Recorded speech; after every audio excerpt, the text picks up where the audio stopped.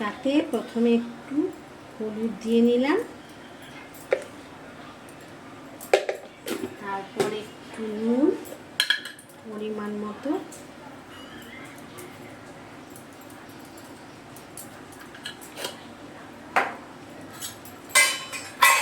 কাঁচা লঙ্কা বাটা,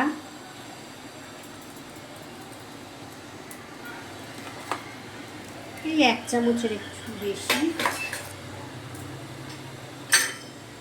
একটু পোস্ত বাটা,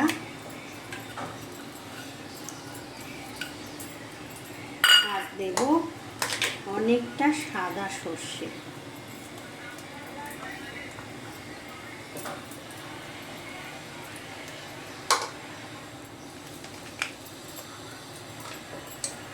তারপর দেব একটু টক দই,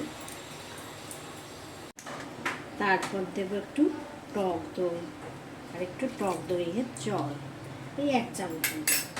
এবার ভালো করে মেখে নেব, করে ভাপে বসিয়ে দেবো।